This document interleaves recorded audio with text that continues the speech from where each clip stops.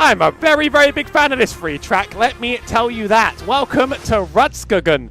Here as we hit the halfway mark of the season for the FF1600s Strength of Field Series. Howie Burrows as ever alongside Ron Marnes to give it a call today from this big, big open Nordic Wonderland. It's one of those tracks some of us forgot sort of got added to the game, but it is certainly quite unique. Oh, that most certainly is. There's really nothing like Rudskogen here on the iRacing platform. I'm with you here, Howie. I really like this track. It's got a fun vibe to it. It's got a fun feeling. I think the only time I have not enjoyed running around this racetrack was in that BMW M2 that they brought out a couple of seasons ago, and that car handles like some of the rocks on either side of the back straightaway. So you can imagine that's part of the reason why that's the case. But now I adore Rudskogen. I also think it's just a cool looking racetrack, both to broadcast and to drive around. Super fun as well, with a whole lot of elevation change thrown in the midst. Gotta say, I got used to the M2, but other than the real curse is the rookie setup. That thing is from hell. Go throw it around a production car challenge and like feather that accelerator like it's gonna kill you. Remarkably, I actually got used to that car. Thank you as ever to FILMBIL.NO and Frederick Surley for supporting the show, who was meant to be here. This is a local track for him. I'm as upset as anybody else that he couldn't make it. He couldn't make it because a work meeting came up very, very, very close to the last minute. So he would have been fast on the track, and instead he sort of won't be here at all. I was also meant to be at Brands Hatch on the weekend. I think I hyped it up like 5 times. And then the hotel overbooks me. Thank you, Maconi Brands Hatch Hotel. I'm going to call you out by name. Hotel overbooked and bumped me. So the money that was going to be spent on that got spent on the lovely new mic. I hope maybe you can notice these sorts of things matter.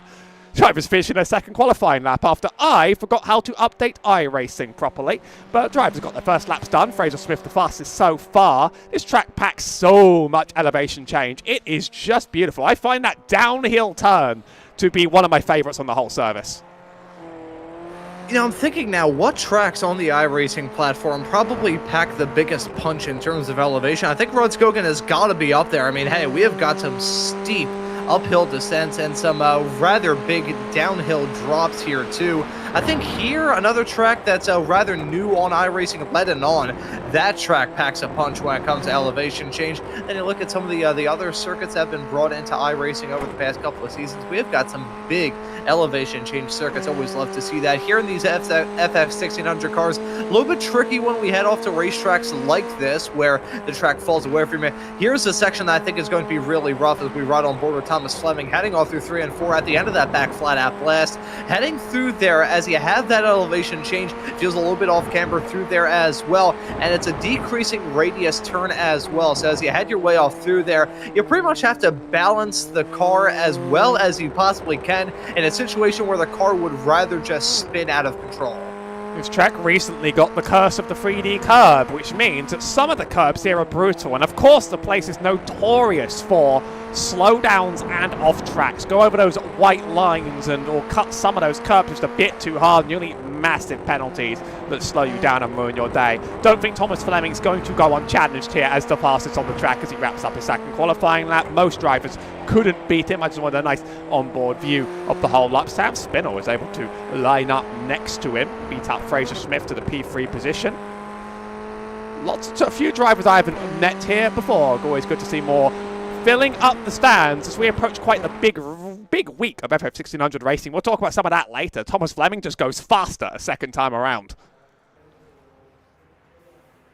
That's a pretty nice time from Fleming. We'll see if anybody can try and usurp him right at the end of this qualifying session. This 14-turn road course, super tricky to nail down, but as you said, Howie, part of iRacing-based content, and usually these base content tracks bring out some pretty high strength of field. I believe the SOF for this race is 4,020, which slots it third of the races we have had thus far this season, ahead of the previous third best of Road Atlanta last time out, ahead of Bathurst and Sebring, which despite Sebring being a very popular track, rather surprising to say that that was all the way at the bottom of the list. We were running on the club lap, if my memory serves me correctly, so that could be part of the reason why. But seeing a pretty big turnout here for Rudskogen this week, I think there's a top split of 4 splits that we have got here for this time slot, so rather fascinating to see everybody turn up to Rudskogen and have a fun time. We did do full-length Sebring, although I remember doing Club Sebring in the wet. Rear end of this car's going to slip out real bad at the bottom of this turn. I remember when they took Formula V's here as part of the weekly challenge. I remember that old series. And anyone that didn't realize that, like, if you lift in the corner, you die, would die every time. It was like a catastrophe just waiting to unfold in front of you. I mean, I love throwing this car around here, and it's one of those tracks I always do, but it is just such an immense challenge. And some of the weak sessions I've heard have sort of been infected by the fact that there's been quite a few rookie drivers as well on some of those races that haven't been able to multi-split because it's a rookie track, it's a free track, you know, people are... So there's a huge mix of drivers, and you start to get scared of the iRacing default livery, which is the default FF1600 livery in real life. Very, very high at split this time around, and 18 cars going to make it real. 2 more across the line. Here's Dennis Cav, who was 10th. And is now 4th. That's a good lap around. Nathaniel Coxall is sitting in the pit lane, and I think that means that pretty much no one else is due to run a lap, and we can probably just get the grid done nice and early. Tell me this is the correct graphic. Yes, it is. Thomas Fleming's up in first next to Sam Spinell in P2. Very impressive lap to be almost 4 tenths clear. First time around. Fraser Smith's in P3 next to Dennis Cav, who gets the lap into P4. First time I've seen him in the SOF series. Sian Gogati, I'll get it right one day, is in P5 next to Alexander Ristad. You get it right, you're better than me. Murray Adams, new driver in 7th, next to Kieran Shanks in 8th. Aggressivini Redick next to Graham Rory Hunt in 10th. A few more for you. And looking through the rest of the field, we've got Nato Braun starting this race in P11. Raul DeFal starting this race alongside him in P12. Timothy Parker Russell will be in P13. Nathaniel Coxall in 14th. Then looking through to a few more starters, Jason Shen in P15, Ian Anderson alongside in 16th, and a very nice Iron Brew car. Nathaniel Bell in P17 with Joan Jorda running out your field here today. I gotta say, talking about Ian Anderson, usually on the Weekend Warrior side of things, my usual co-commentator over there on those broadcasts on a different network that I cannot mention my name, my co-commentator there always mentions how great Iron Brew is, and nice to see it out there. I've never had Iron Brew myself. Am I missing out on some absolute, like, whimsy, joy, and glee? I've never touched it. It sort of, like, scares me, you know? I'm a little bit scared of Iron Brew. Like, I always wonder, like, what it would taste like. Although, I mean, it's really for the Scottish, you know? The Scottish are all over it and absolutely obsessed with it. So, it's best to ask some of them, really. I just see it and I think, I don't know if I would. I'm quite picky, though. See, I wonder if I can get along with the Scottish very well, just down to the fact I think the stat is that the Scots have the most amount of red hair out of, like, any country in the world, and this is part of the reason why I don't usually show my face on these broadcasts. I am a redhead naturally, so I wonder if that could be a little bit of common ground that I can get some word about Iron Brew. I've never had it myself, although I have had some German sodas at a local German store in my neck of the woods. Nevertheless, though, with that soda discussion notwithstanding, let's get to this race. Big grid, big wide track. Who knows what's going to happen on it? We go green here at Rudskogen. Uphill run to the first turn, and then a corner which is very easy to accidentally cut. Sam Spinell seems to lead the way, gets the advantage over Thomas Fleming. Heading out, Fraser Smith, Dennis Cav just behind. A few moves as Kieran Shanks in contact with Alexander Istad. He's able to save it, a little bit more behind. I believe that was Graham Rory Hunt there as they go 3, nearly 4 wide all the way down the hill. Every car facing the right direction. Thomas Fleming up ahead, though, able to draft down the hill and get that advantage out. Now everyone files back up. Lots of space to back out and go wide. Everyone about keeping it in the lines this time. This is going to be a busy race. Oh, it most certainly is. I have a feeling those off-tracks going to be a bit of a thorn in the side for all of these competitors up and down the grid. I made this observation just yesterday over on the Weekend Warrior side of things as contact being made in that huge battle with Gagarty and Cav as they head their way now down to the downhill hairpin at turn number 10. This track, though, it feels very similar to how Spa used to be in the sense that it is a massive farm of picking up those off-tracks, picking up slowdowns, and making a huge lunge there. Garrity goes for it off at a 12, and look at Kieran Shanks following in suit. Shanks is right to take advantage of that situation, but now Cav blocks the brakes, goes wide, hits Shanks on the outside, and now Riddick is the driver that's going to be able to best take advantage. Lots of movement and contact and a fair few off tracks. If we fly up the hill for the second lap, and there's a few opportunities to draft people around there. The 13 goes off to the side. Shanks is not braking in time to make that turn, and Dennis Cav has gone round and back, and another one. That's Alexander Istel on the other side. Once again, Alexander Istad getting struck by the falling anvil. That was a bit careless on the rejoin there, Kieran, as he tried to rejoin the road, heading off into turn number 2. Can't really do too much, though, heading off through the opening series of corners. If you go off down to 1, you're pretty much only option in terms of rejoining the racetrack safely is by running on the grass off on the inside of 2 and picking up a pretty nasty slowdown, hang down that back flat out blast. But even then, a little bit, yeah, that was just very, very touch and go with Kieran Shanks in that rejoin there. As we jump back to the action up at the front, Thomas Fleming and Sam Spittle now duking out for that race lead with Fraser Smith right in tow. Here comes Smith trying to look for it around the outside on Spittle into turn number 10. That is a darn good overtaking opportunity. The grip up through the turn as you go back up the hill. The braking zone really tricky to nail down, easy to make a mistake. And here's another heavy braking zone into turn number 12. Gotta be careful about those curbs. We've talked about the turn 12 curb of doom all throughout this broadcast already. We've seen a lot of it thus far this week. Probably gonna see a lot of it here in this race. This, I think, is going to be one of those touch-and-go battles up near the front of the pack that is going to go back and forth and then back and forth, and it could end in tears. The long straight near the front half of the track, as along with the start-finish straight, Wilder Fowl takes the fastest lap from Fraser Smith, who had it the first time around, as the gap behind Xi'an is 2 seconds back in P4, leaving his top 3 to really fend for themselves. Well, look at how big the run is down here on the chopper. You can definitely get this from P2, but if you take a compromised line on the inside, you might wash wide into another car. Fleming just sort of gives up the space, but wants to make the switch back on the inside, and he has momentum. In fact, I think Spinell has really messed up that corner, as Fraser Smith's just going to fly around the outside and become himself a part of this. Yeah, the problem is with going side by side off through that pseudo S section, coming out of 4 and heading down off through the hairpin now in through 8. So tricky to go side by side through there without picking up a slowdown, or at the very least a 1X by going the north side of the white line. To these racers, as much as there's many overtaking opportunities, you do have to be careful. This is a new school racetrack this here at Rudskogen, as contact being made a little bit further behind. That's Foul dropping down. I think Riddick may have followed in soon. You can just see the puff of smoke as driver's trying to get turned back around in the right direction. With the ying of a great overtaking opportunity down into turn number 10 goes a very easy opportunity for contact to be made. It's unbelievable how bad the camera angles are on this track. You know I was trying to catch that. Here's Roll de Foul's car, and we'll work out what happened, because we definitely saw the smoke. We definitely saw them fly back. 13 goes wide, cuts in. The 8 tries to take that inside line. That's going to lead to 2 cars worth of contact. And a long recovery as they wait for the whole pack to work their way by.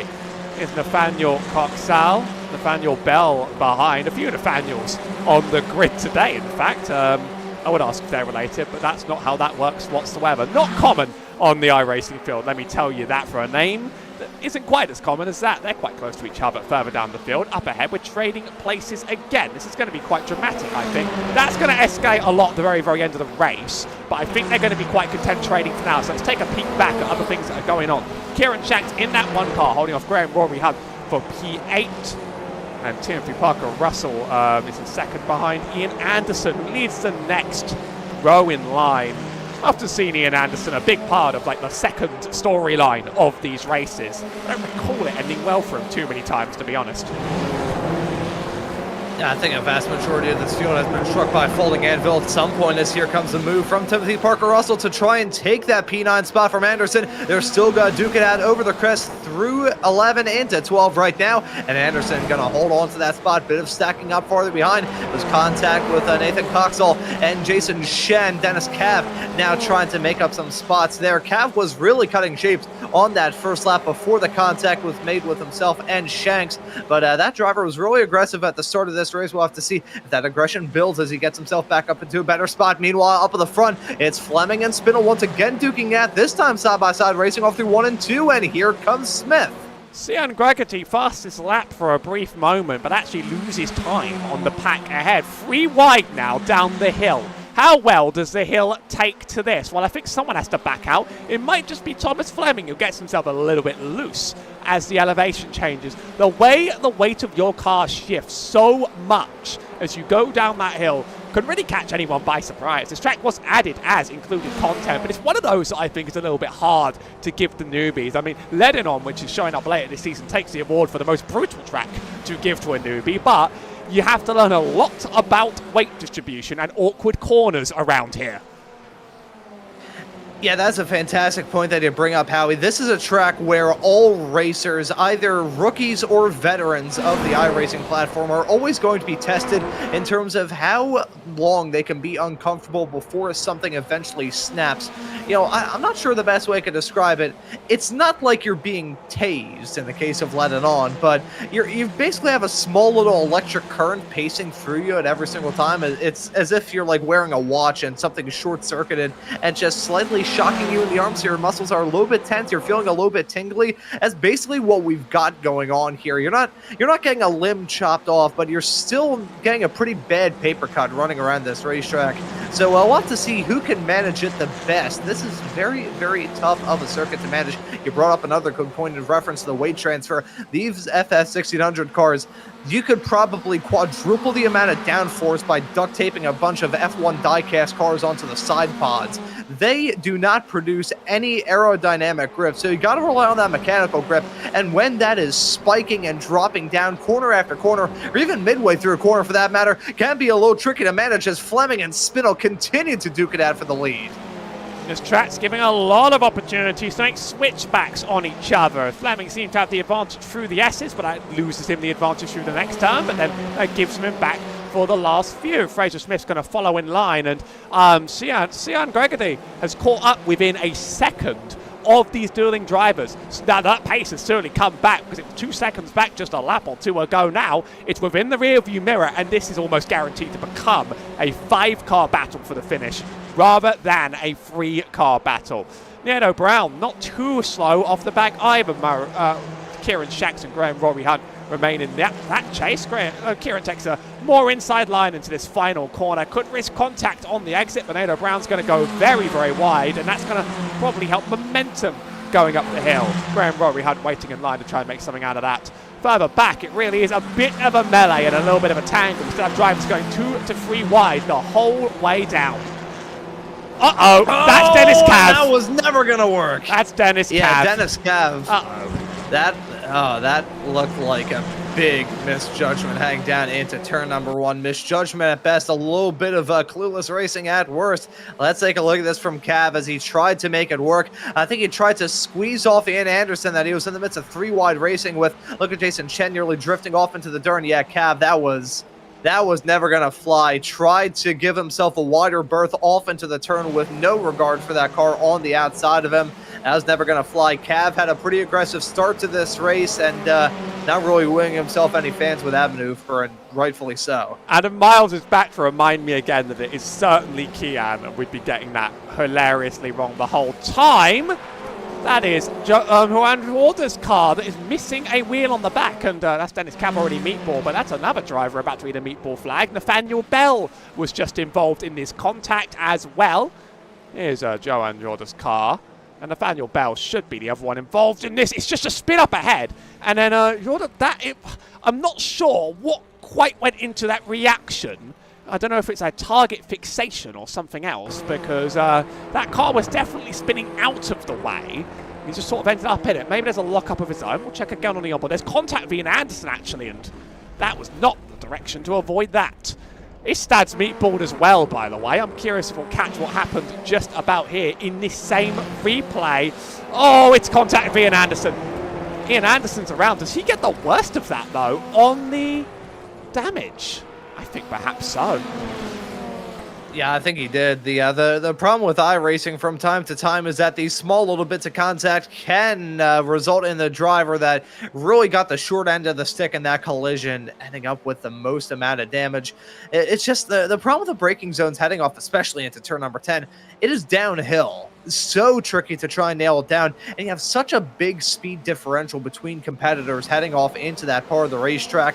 You either lock it up, or if you're going for the move, you're going to be carrying a boatload of speed heading down in there. These FF1600 cars, I'm not saying the brakes are bad.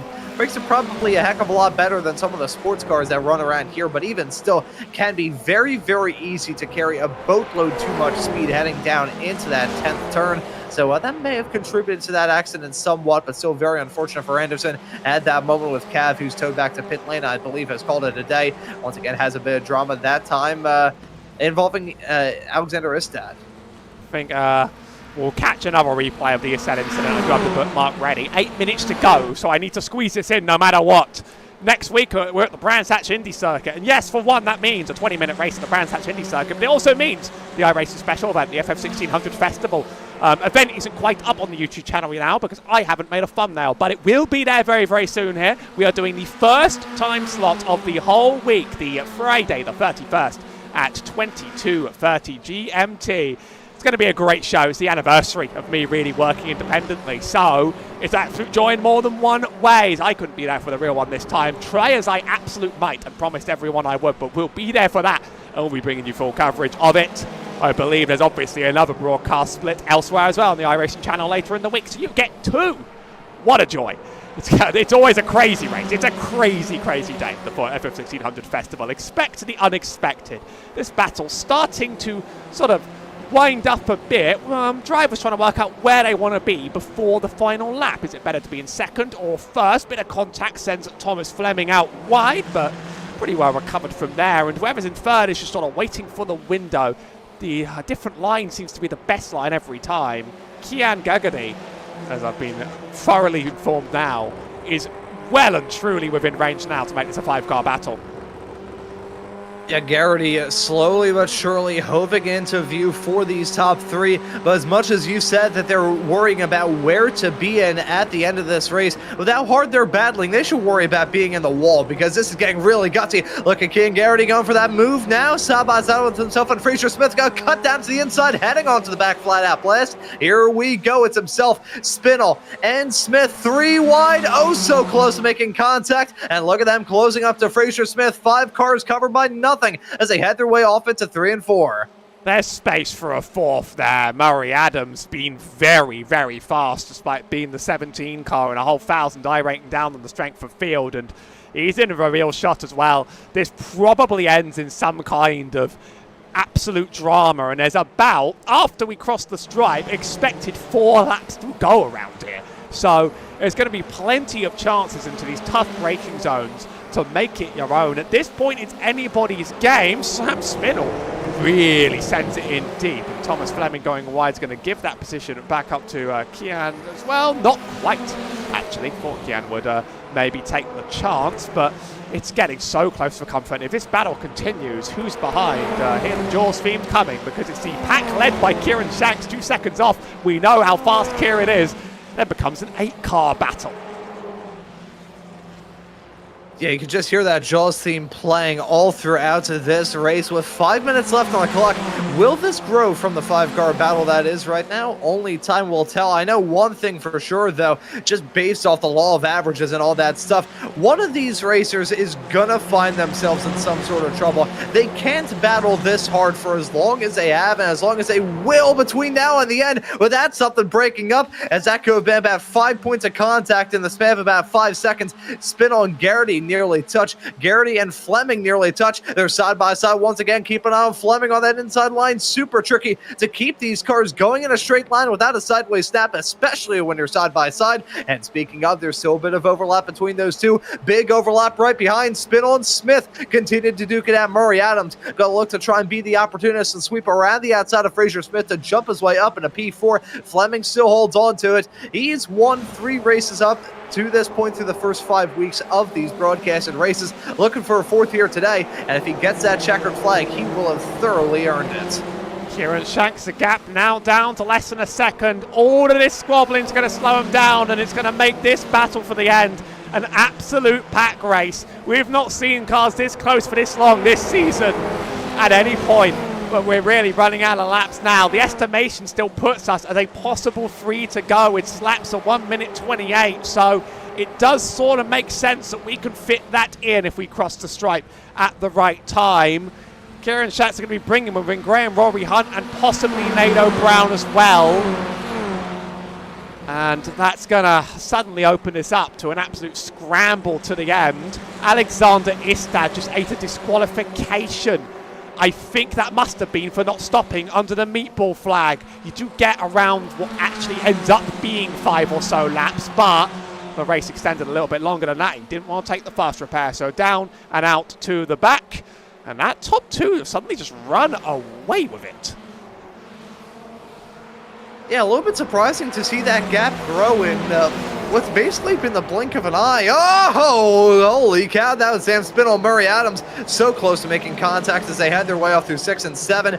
Adams going to get shown the door down to the bottom floor in that elevator ride. He's going to go, and let's see what kicked it all off. There was Spinell fighting back on the inside through 5. Contact being made. He takes the cut and will most likely have to serve a slowdown, so he's dropped down to P7. He'll likely lose out on some even more time. That once again is a problem with going side by side off through that section of S's coming out of 4 heading down into the hairpin. You just can't really do it in these FF1600 cars. 15th tries a charm with that pronunciation there for me. These cars, they may not be the biggest in the world. The wheels do stick out a lot, but they aren't. They're small compared to some of the massive cars that we've got on iRacing. Even then, you can't really do it. Looking at the lap times, it is officially 2 to go across the line right now with 2 minutes to go. We're going to get 2 in the bag. Thomas Fleming and Kieran Gregory and Fraser Smith have now spread out quite a bit with a lot of the commotion behind, sort of giving them the chance to run that single file line. Kieran Shanks leads the pack that really the most drivers are threatening right now. Someone needs to have a killer lap to turn this into a killer final lap, or someone needs to make some mistake that opens us back up again, because after that intense scrabbling, really it's only Graham Rory Hunt who I think can really currently gain a position. But the last lap often leads to fireworks as the cars tiptoe around the top of that hill as we approach the end of this race, and we're going to approach that white flag. You know, how hard these racers were battling a matter of about 2.5 laps ago. I am gobsmacked that nobody struck the moon. They were duking it out so hard, having their fair share of close calls lap after lap, really corner after corner at a certain point. I mean, hey, that side-by-side battling involving Thomas Fleming and Kian Garrity was so close. I am genuinely shocked that they're looking to cross the line with a 1 second gap now growing between Fleming and Garrity. That would be a pretty darn good way for Fleming to go into victory lane for the 4th time here in these broadcasted races. As I said a few moments ago, he will have thoroughly earned it if he can hang on for this last lap. Fleming sure does have a tendency for running away just when it would be the most exciting, but that's the key of setting a fast lap, and Kean Gregory's now going to have to hold on for that P2. Gives up space to make it 3 wide, almost 3 wide down the hill. I thought Sam Spinell was closer. 2 wide tussle. This is going to decide P2. Fraser Smith goes wide. Spinell takes the inside line, and there's contact. The space was going to struggle there, and Fraser Smith is down, and down. Kieran Shanks will inherit P4, and Sam Spinell will inherit 3. There are apologies on the mic for that, which makes a difference from some of the anger that you often hear. Bit of a battle further back on the line. Kieran Shanks has to hold up Murray Adams and Graham Rory Hunt for P4. Dive to the inside. Rory Hunt is out wide. Only a few turns left for Thomas Fleming, though. Now approaching a 2-second gap. Running off into the sunset right at the right time. What a drive from Fleming. What a drive from everybody to keep it clean in what has been a wild race here at Rudskogen. Thomas Fleming going to run over the line.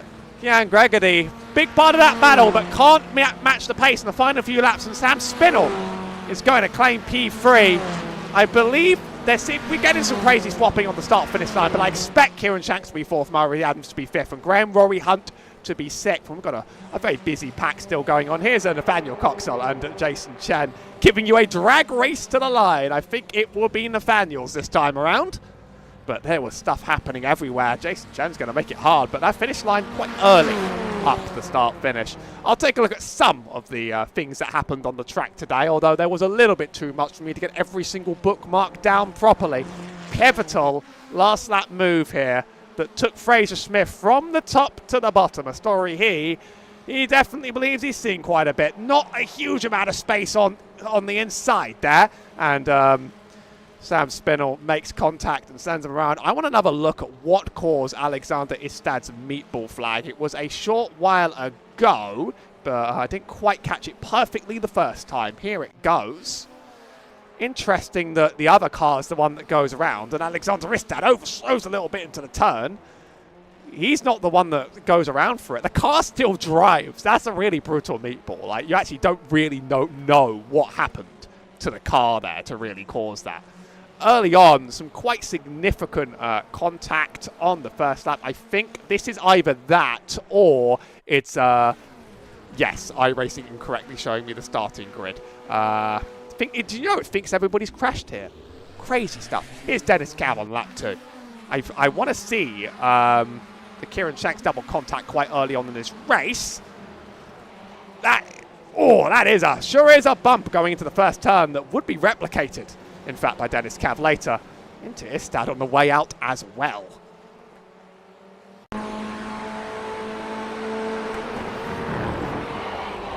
I think as soon as the contact was made, he just decided to say, you know what, let's go for it. He gunned the throttle from the looks of it, and there you can see the rejoin. I think the first bit of contact with Cav, that's somewhat like understandable, considering that is a big stack of very close quarter stuff hanging down there, especially at the other start of the second lap. Then that rejoin hit the 3D curb a little bit. I think that got him a little bit squirrely, maybe caused him to understeer into the side of Istad a bit, but that was really the beginning of the end for the way that his race would go. Ooh, what a week, Ron. It's only Monday, Howie. Well, ain't that the case? Thomas Fleming wins by 2 seconds at the end of that dramatic race. Kian Gagadi finishes second, have Sam Spinell. Kieran Shanks in fourth, Murray Adams in fifth, Graham Rory Hunt in sixth, and Donato Brown, Timothy Parker Russell, Fraser Smith, and Rel DeFoul. Look a little bit farther behind throughout the rest of this field. We got Aggressivini Riddick, class in P11. Nathaniel Coxall in P12. Jason Chen in P13. Ian Anderson, 14th. Joao Jorda finishes this race in 15th with Nathaniel Bell in 16th. Dennis Cav in 17th. Alexander Istad with that disqualification. Got to be class in P18. 3 laps down. I mean, honestly, the fact that we only had Cav and Istad, really the only retirees, for lack of a better term, from this race, that could have been so much worse considering how frenetic the racing was throughout. I think there are 4 drivers that want to speak to us because we're trying to work out, get Kian Gagadi into the right server. Unfortunately, that means we're only going to talk to 3 of them. So let's get our winner first and we'll work it down that way. I meant to get the winner first, Sam. You'll be back soon, sorry. Where'd he go? And then the winner left. God, there he is. He's back again. Thomas, I dragged the wrong person, okay? You can't hold that too much against me. Thomas, dramatic race throughout, and then suddenly you just disappeared. What was the perspective of that one like for you? I mean, yeah, considering it's a really tight and technical circuit, it was a little bit closer than I was expecting. I wasn't particularly driving well. I mean, I did a good quali lap, but then after that, I wasn't particularly driving well. Missing the apex of I don't know the corners around here, but yeah, they were just getting underneath me as a result. And but yeah, everything sort of calmed down a little bit towards the end. Interestingly enough, as soon as everyone sort of arrived behind, which was a little bit of like a juxtaposition of how the race was going beforehand, and then yeah, I knew that Kian wasn't necessarily a threat because he hadn't really had the pace. He was lacking quite a few tenths, like enough so that in tow he wouldn't be able to like send a move in. So I knew, right, this is my opportunity to get away, and that's how it played out. But yeah, really good, respectful racing between everyone. I don't know what it was like behind me, but everyone I raced today was really good. And I think a little bit of something happened everywhere, and you just weren't a victim to it. You definitely didn't get to touch any other cars along the way. Are you going to be racing in the FF1600 Festival this weekend? Oh, you betcha. Come on. Come on. That's a silly question. Yeah, I mean, 100% will do. I had a good run of it last year. I think I polled it, the club round before the main event. So we got some unfinished business. Got taken out last time in one of the heats, and that was my sort of race done. But I'm feeling good. I've had a really good run of form in this series. So I think I'm going into the festival with the highest of hopes. Any other thank yous or shout outs? Yeah, I mean, I just got to thank you guys for doing a great stream. Thank you for everyone participating in these races. Unfortunately, the SOF wasn't as big as what I was hoping it to be, but thoroughly enjoyed racing with you guys once again. So thank you to them, Engine Builder, Kieran Shanks for the coaching, and yeah, look forward to next time out. Well, another win on the books. It's quite hard to do the points for these seasons where daylight savings changes it, but I'd imagine you'd be in the lead and running away with it at this point. So that is what it is. That's Thomas Fleming. All right, I'm going to leave you with Kian Gaggerty. Please pass on my personal apologies for never getting the name right under any circumstances, Ron. Oh, and I think I'll have to do as well. Kian, welcome into the booth. First off, before we get this interview started, we will deeply, deeply apologize for Howie and I's collective butchered pronunciations of your name over the seasons. But welcome into the booth. Well done on the P2. How was it out there at Rudskogen? Very, very difficult today. Yeah, didn't quite get a grip to the track, so didn't do a lot of testing before this one. So sort of going in on the back foot, but we made it work. Lacked a little bit of pace, but we raced ourselves forward onto the podium, which is all good. It was a pretty darn good race for you all throughout. It looked very, very hectic out there on the racetrack. We were calling some very close calls, some insane battles. So I want to ask you about the nerves all throughout this race here today. Oh yeah, these Monday night races, they're very big, so the nerves are very high, the stakes are very high, So yeah, very nervous. I can imagine it was a somewhat terrifying day in the office, but looking ahead to the next race of the season here, Kian, Brands Hatch next time out. Of course, we've got the FF1600 Festival coming up, so I'll ask you about both the festival and the SOF race next week. Yeah, we've been a busy week with the festival on the weekend, so couldn't really catch Tom Fleming at the end there, so sort of just backed off the last lap or two, saved the car for the festival. I will definitely be doing the festival this weekend. Hopefully, a few of the different race slots, and then definitely be back again on Monday night, ready for the next streamed event. Yeah, it'll be awesome to see you out there on the racetrack for the both of those, Kian. And before we let you go and celebrate this P2, is there anybody you want to give a thanks to or shout out? Big thanks to Marcus Lutz. Yeah, unfortunately, he hasn't been able to be at these races now for the last couple of weeks due to university commitments, but I'm sure he'll proudly be watching on in his accommodation. There you go, man. Well, hey, Kian, thank you for joining us here in the booth. Congratulations on the P2, and looking forward to seeing you out there at Brands Hatch throughout the next week. Thanks, guys. And that right there was Kian joining us here in the booth, and it doesn't seem too ticked off that we've butchered his name pronunciation for God knows how long. That makes enough of a change. We might be able to get Sam Spinell. He did just disappear. Was he ever here? Was he ever? I think he was. We did drag him in for maybe we're all. You're living a lie. I'm just gonna ping him. We're gonna give it a second. We'd like for it to be third. I'll like sing a small little sing a song and dance here. That's an original song. I think you made it up. Oh, there we go. There we go. Yeah, Sam Spinell, sorry I couldn't get the order of people correct, but it is indeed now actually your turn. Part of that top three battle as ever, although you had a little bit of contact near the end. Talk through the whole race, though. Yeah, I mean, it was a tricky one. I didn't really have the outright pace Thomas had. He made a few mistakes, and it was just trying to keep in the top three, and then got caught when everything was backed up a little bit, going a bit backwards, just trying to make a few moves. I mean, I think the space did tighten up when I made contacts, so there's nothing malicious with it. I tried to leave as much room as it just closed up, so yeah, apologies about that. But yeah, apart from that, the race was really good. So it appeared like the battle was on for everybody until suddenly it just disappeared and Thomas Fleming absolutely flew away. What is it like being in that pack? Do you sort of like try and size up the opportunity to be the person in second near the end, or are you just taking every pass you can? Yeah, I mean, that was definitely the plan. I know Thomas is a clean, fair driver, so he left me plenty of space, and then I just got caught out towards the end, lost a few positions, and then the pace really picked up, and it was just trying to manage and catch up and then hope a few more battles would happen. And for the coming week, special event on the way, of course, and an SOF race at Brands Hatch. How's the track treat you?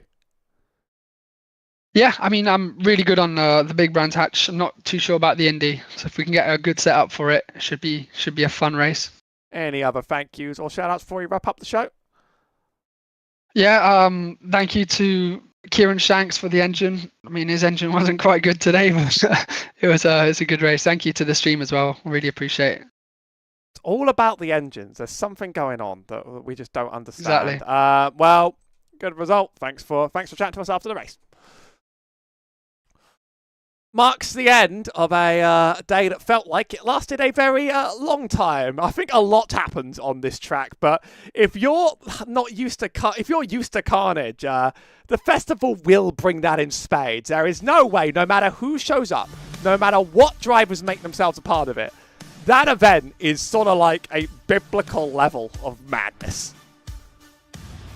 You know, I've never gotten the opportunity to cover the FF1600 festival myself. However, I have the feeling it's going to be a very, very fun week covering that action. Of course, you'll be able to catch it here on Maconi Entertainment this Friday on Halloween here in the States. That'll be a pretty fun way for that night to go. And also be able to catch it on the iRacing channel and their coverage of that. I'm keeping my fingers crossed, even though I've stuck my own hand out for it, that Howie gets on that show, because that would be pretty damn awesome. But another great race here for Rudskogen, and looking forward to the iRacing FF1600 Festival coming up this week. You're always putting your name out for me in one way or another. I hope the new mic works. Somebody should DM me feedback on that, and I won't make any promises about where I'll physically be for the rest of the season.